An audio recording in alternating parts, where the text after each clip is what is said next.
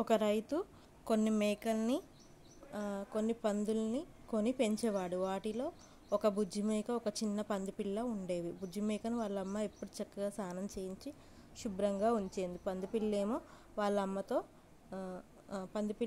వాళ్ళ అమ్మతో పాటు బురదలో తిరిగేది. దాని వంటి నిండా బురదే అంటుకునేది. పందిపిల్ల ఎదురుపడగానే బుజ్జిమేక ముక్కు మూసుకుంటూ, చీ, నువ్వు నా దగ్గరికి రాకు, కంపు, అవతలికి పో అని చీదరించుకునేది. పందిపిల్లేమో ఆడుకోవడానికి స్నేహితులు లేరు, మేకపిల్లలతో ఆడుకుందామంటూ అదెప్పుడో పందిపిల్లని అసహించుకునేది.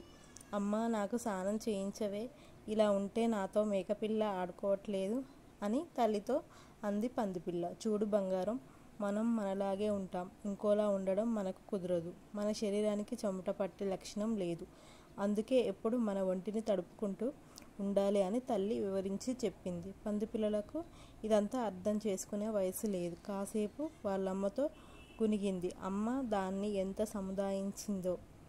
ఒకరోజు పందిపిల్ల ఒకచోట, మేకపిల్ల ఒకచోట ఆడుకుంటున్నాయి. ఇంతలో దూరంగా ఉన్న కొండల మీదుండే నక్క ఒకటి ఎలా పసిగట్టిందో మేకపిల్లని పట్టుకుందామని అటువైపు వచ్చింది. మేకపిల్ల ఒంటరిగా ఉండడంతో ఆ నక్కకి మరింత వీలు చిక్కినట్టు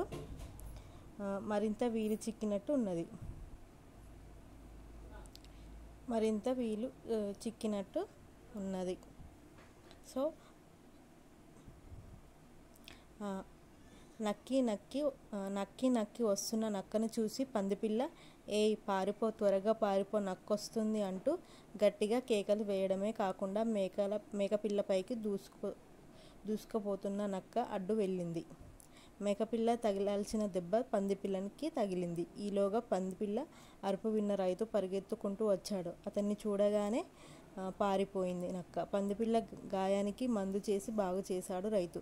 ప్రాణాలు అడ్డుపెట్టి తన ప్రాణాలు కాపాడిన పందిపిల్ల పట్ల తన ప్రవర్తన తలుచుకొని సిగ్గుపడింది బుజ్జిమేక. ఆ తర్వాత రెండు ప్రాణ స్నేహితులు అయ్యాయి.